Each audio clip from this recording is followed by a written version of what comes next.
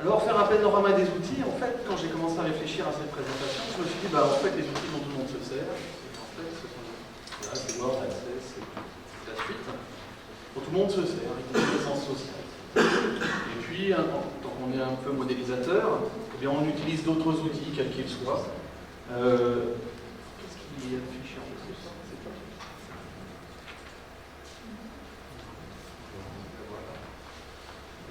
Et donc, il y a par exemple, à droite, vous avez un outil d'analyse multicritère. Il y en a un, en fait, il y a un livre qui est sorti en début d'année qui vous présente les méthodes d'analyse multicritère, puis des outils, une vingtaine. Donc, si on veut faire, en fait, la liste des outils auxquels on pense, eh bien, en fait, j'ai mis 3 petits points, mais j'ai mis des gros points, parce qu'en fait, on peut en faire une liste, enfin, une très très grande liste. Alors, j'ai continué à me poser la question, je dis, mais autour de moi, qu'est-ce qu'il peut y avoir d'autre? Alors, je suis chercheur associé au LIRM, où là, vous avez les équipes avec les thématiques. Et puis, bien, en fait, on peut voir que le mot connaissance apparaît à pas mal d'endroits. Représentation des connaissances, raisonnement, extraction de connaissances, base de données, ingénierie des données, des connaissances, etc. Et j'avais fait un travail, il y a quelques années, sur ce laboratoire, et j'avais essayé de savoir quels étaient les travaux de modélisation et quels étaient les outils, en fait, appliqués à nos domaines à nous, qu'est l'environnement. Et donc, j'avais dressé un panorama des objets, en fait, de l'environnement auquel ils s'adressaient. Donc, il y a autant la diffusion des pesticides, génomiques, l'ingénierie, il y a tout un monde, les savoirs profanes, les réseaux sociaux sur la biodiversité, le développement durable, il y a tout un tas de choses, tout un tas de thèmes. Et c'est quoi le LIRM?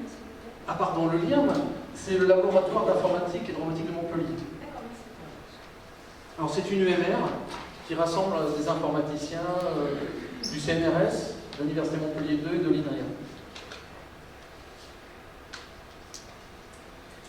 Oui, alors donc là en fait c'est un ensemble d'objets étudiés, et puis là c'était des méthodes qui étaient utilisées en fait pour traiter ces objets. En fait, donc il y a 4 grands domaines, donc le génie logiciel, l'algorithmique, la robotique et l'intelligence artificielle. Donc réseau sémantique, graphe conceptuel, vous pouvez voir en haut à droite, l'analyse d'image.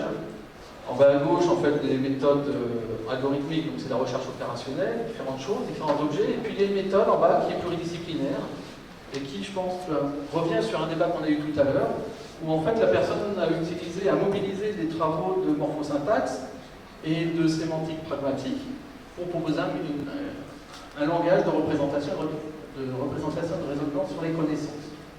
Alors pourquoi il est pluridisciplinaire? Parce que dans ces domaines, vous voyez le génie logiciel, l'algorithmique, en fait les gens ils restent dans leur discipline, avec leur façon de penser et de voir, sans forcément les chercher dans d'autres disciplines. Alors bien sûr, ça c'était en 2009. Et depuis 2009, en fait, ce laboratoire a développé d'autres méthodes, et puis il y a un outil, en fait, quand on se balade dans ce laboratoire, en fait, qui est pas mal utilisé, qui s'appelle jeu de mots. Et dont l'objectif, en fait, c'est à partir de mots de s'intéresser aux associations d'idées.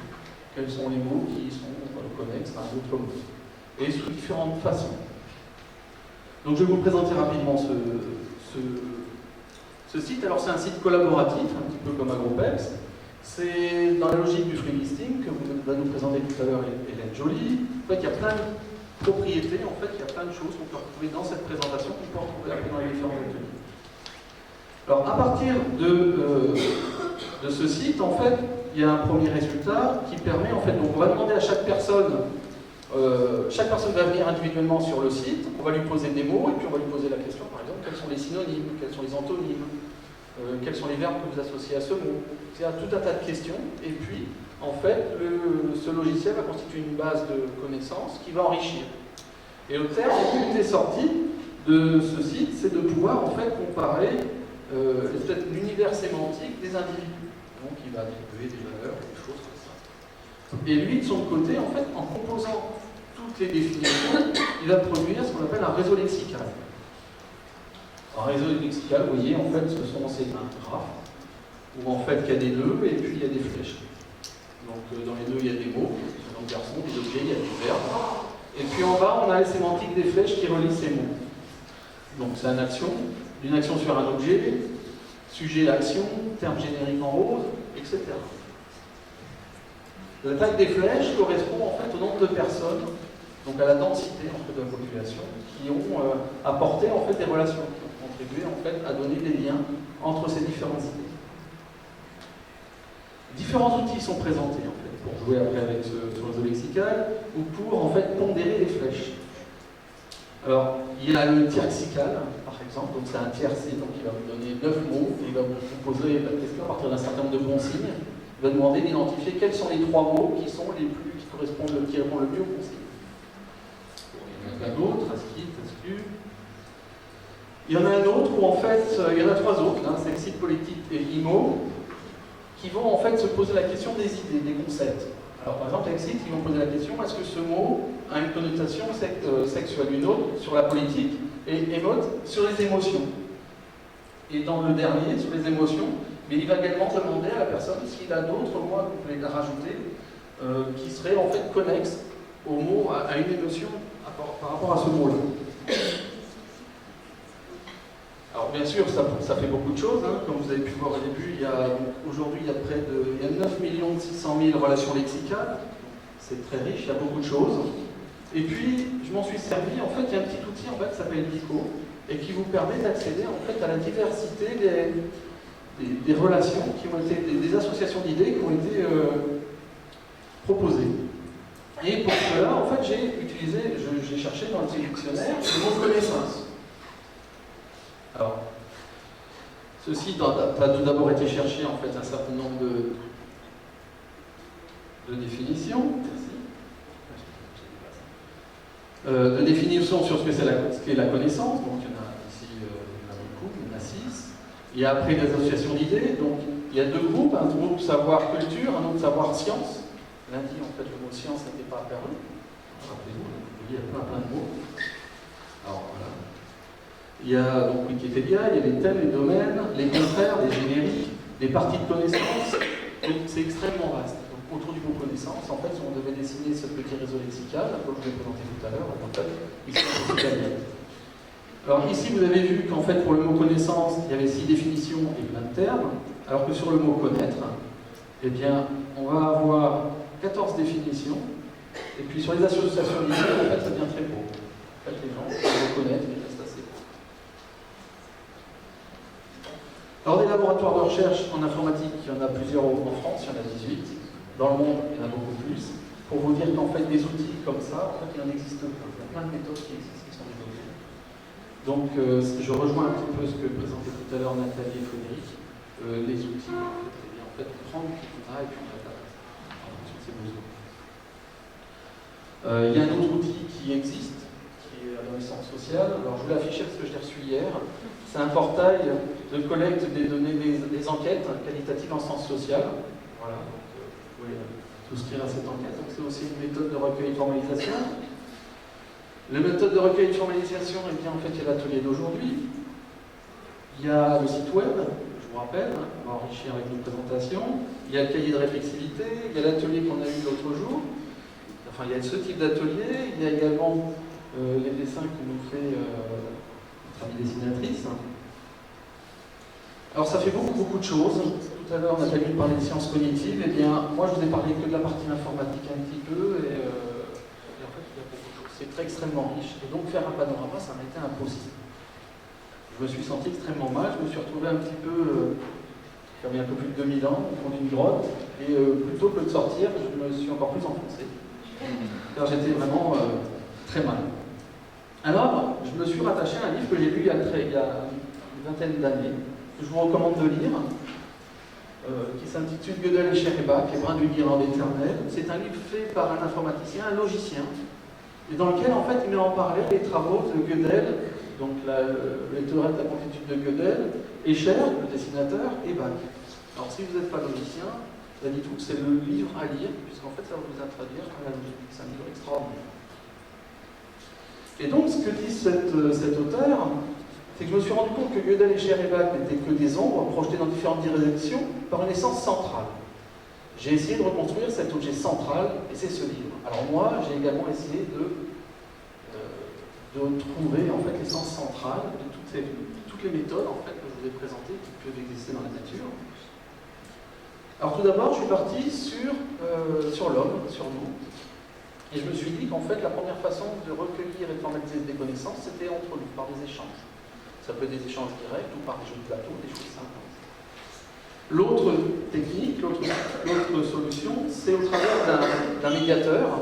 Donc ça peut être de la vidéo, ça peut être un écran d'ordinateur, où en fait on va envoyer de l'information à un système et tout le monde va venir en fait les uns après les autres, ou de façon collaborative, travailler pour échanger, pour recueillir et formaliser les connaissances. La troisième solution, c'est en fait on met ces connaissances dans un système informatisé et on va s'intéresser à un traitement automatique de l'information. Donc là j'appelle, tout à l'heure Nathalie parlait des bases de connaissances, il y a également tout ce qui est partie simulation. Et bien sûr, on peut composer les trois, tout est permis. Alors j'en arrive en fait aux ateliers. Donc après la pause, on va voir 2 séquences d'ateliers. Donc dans une première séquence, on va voir dans cette première séquence 5 ateliers en parallèle. Donc on ne pourra participer qu'à un seul atelier. Donc Stéphane de Tourdonnet va nous présenter comment la formation numérique renouvelle la place des connaissances et nous introduire donc l'expérience du MOOC agroécologie. Donc vous pouvez voir en fait en haut à droite à quoi correspond en fait cet atelier. Donc il y a des gens qui travaillent entre eux et puis qui projettent.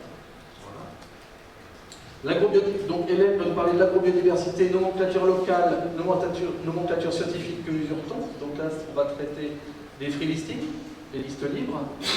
Gwen Christiansen va nous parler des cartes cognitives.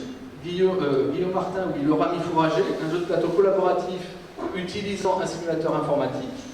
Et enfin, Christophe et William Daré, des jeux de rôle pour révéler les liens entre des relations interpersonnelles, dynamiques de groupe et actions collectives dans le domaine de la gestion des ressources renouvelables. Alors il faudra vous positionner, sachant qu'il y aura au maximum 12 personnes ici par atelier. Ensuite, à l'issue de cet atelier, nous allons en fait rentrer dans une seconde séquence d'ateliers, où là il y aura 4 ateliers en parallèle. Donc Laurence et Luz vont nous présenter AgroPeps, comment construire une bibliothèque interactive de connaissances sur l'agroécologie. Pour ma part, je vais vous parler de construire une base de connaissances pour élaborer des stratégies de biocontrôle. Marianne et Lorraine vont nous parler de la vidéo comme support pour l'analyse de l'activité et des connaissances mobilisées dans l'action. Et enfin Jérôme va nous parler de la bonne vieille boîte au petit Mart, ces méthodes à accélérer de recherche participative. Donc voilà, tout à l'heure, donc pour se positionner, ce que nous avons fait, nous avons mis en place des petits cartons pour éviter le problème du surnom, voilà, et puis vous prendrez des cartons en fonction de la séquence qui vous intéresse. Enfin, de l'atelier qui vous intéresse, voilà, comme ça. S'il n'y a plus de carton, ne cherchez pas.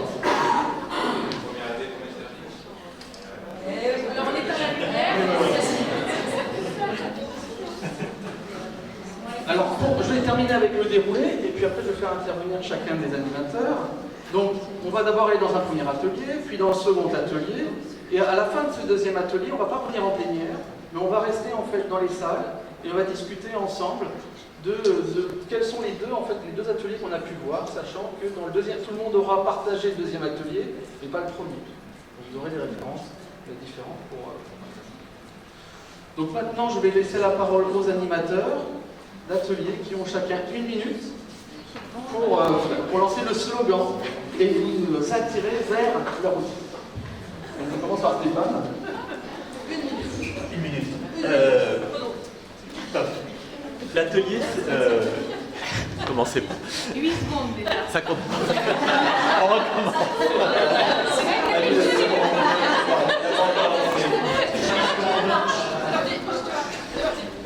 Ce qu'on va voir dans cet atelier, finalement, enfin illustré, c'est en quoi la révolution numérique qui est en cours est en train de changer la donne sur la construction et l'usage des connaissances dans le domaine de la formation. Alors, le MOOC agroécologie est un bon exemple pour ça, parce qu'il est basé sur, il change 2 choses essentielles. La première chose, c'est le côté massif, enfin les MOOC en général, c'est-à-dire que la première session du MOOC, on a eu plus de 12 000 participants de 100 pays. Donc, et ce qui envoie sur une tension entre comment à la fois s'adresser à ce plus grand nombre et comment en même temps s'adresser à chacun dans sa situation propre pour construire ses apprentissages. Et cette tension-là est extrêmement intéressante parce que ça repose la façon de construire et de partager les connaissances. Et la manière de répondre à ça, c'est sur le deuxième aspect, c'est de se dire... Non. Le deuxième aspect qui est... Alors, venez dans le groupe parce que le deuxième aspect, il est absolument passionnant. C'est de savoir...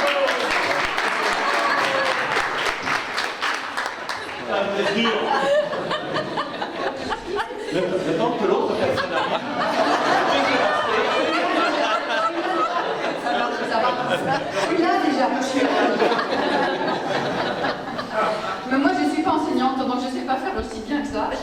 Simplement, voilà, je suis, comme vous avez pu comprendre, généticienne. Je pense qu'il y a beaucoup de choses très segmentées dans cette discipline aujourd'hui, et je voudrais essayer justement de vous présenter un outil développé par les anthropologues pour discuter et échanger sur les perceptions et les savoirs sur la diversité des plantes cultivées. Wow. On a encore 20 secondes. Tu peux parler. Tu peux les prendre.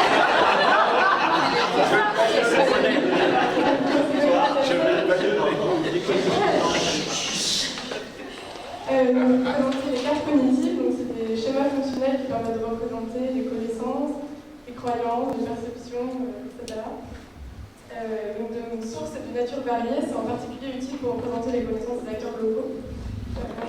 Et ça représente ça de manière systémique, en prenant en compte des éléments de domaines très différents, donc ça peut être des connaissances pratiques, scientifiques, des stratégies économiques, des aspects sociaux, politiques, aussi des valeurs et même des émotions si on arrive à les formaliser avec le langage. Et donc, l'intérêt c'est de pouvoir aussi modéliser les liens entre ces différents éléments, donc voir comment ces différents domaines sont imbriqués les uns dans les autres. Et cet outil s'adapte à différentes perceptions de l'acteur. Et voilà, ça constitue un support à la réflexion, à la discussion. Et c'est super, alors vous pouvez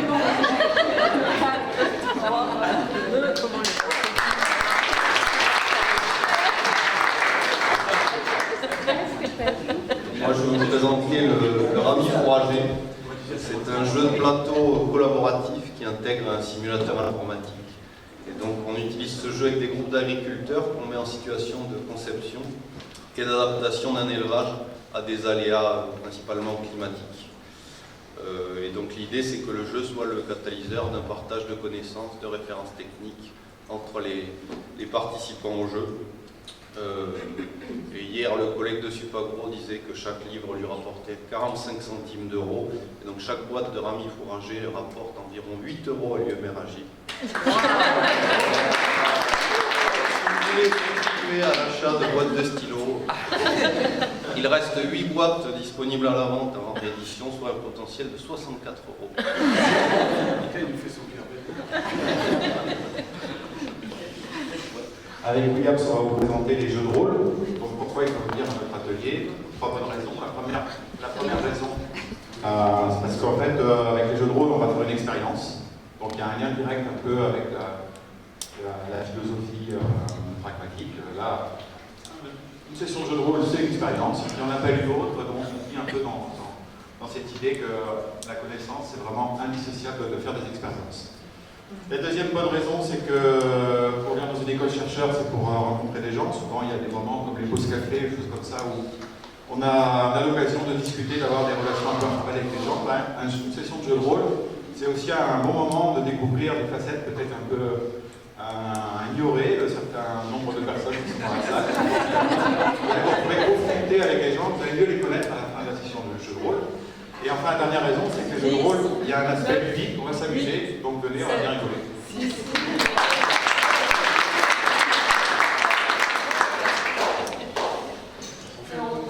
Nous, avec Yves, on va pas du tout rigoler. On va vous présenter un petit web collaboratif assez original, ça c'était la séquence réclame pour vous faire venir, sur lequel on travaille, qui met en partage des savoirs, des connaissances. En fait, je ne sais plus si c'est ça que ça met en partage, des schtroumpfs, parce que depuis quelques jours, ça n'a plus trop ce qu'on fait, donc des schtroumpfs dédiés à l'agroécologie. Voilà. Et donc, il est ouvert à tous, collaboratif par le fait que ces schtroumpfs-là sont écrits à plusieurs mains. Et donc, du coup, par une diversité d'acteurs issus de sphères différentes. Hein, on est vraiment dans un monde très chaotique, ouvert. Et du coup, ça nous pose la question de donner accès à une diversité de points de vue, de vérité avec des gros guillemets, enfin, de croyances, etc. Ça nous pose vraiment la question de savoir qualifier, être capable de qualifier ces connaissances, de les rendre plus transparentes, plus visibles à la diversité des utilisateurs qui vont aller jouer sur un contexte géographique. Et donc, ce qu'on vous propose, c'est de travailler avec nous sur cette qualification. Merci.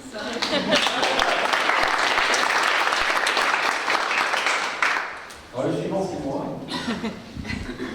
Donc, en début de semaine, j'ai posé la question qu'est-ce qu'un système expert? Alors, c'est vrai que c'est un peu passé, l'expression système expert. Et ce que je vous présente aujourd'hui, moi, c'est d'aller voir qu'est-ce que sont devenus les systèmes experts aujourd'hui. En fait, on appelle ça des bases de connaissances. Il y a d'autres formalismes qui sont beaucoup plus intéressants, beaucoup plus puissants. Et je vais vous présenter en fait un certain nombre de résultats et également vous faire pratiquer. Donc, vous pourrez vous construire votre propre base de connaissances.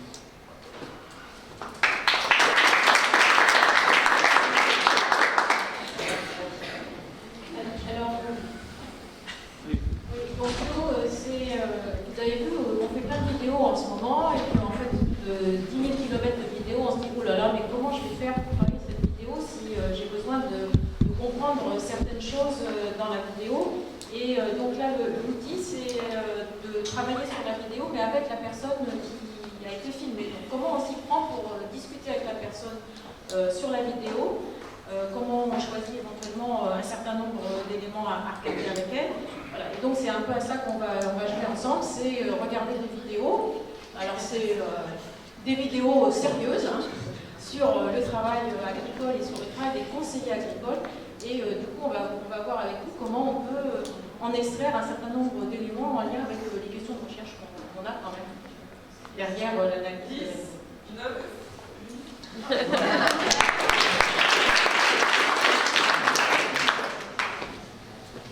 Donc je suis le dernier pour l'exercice de speed dating. Moi, je vais vous faire travailler sur la boîte de Guimard.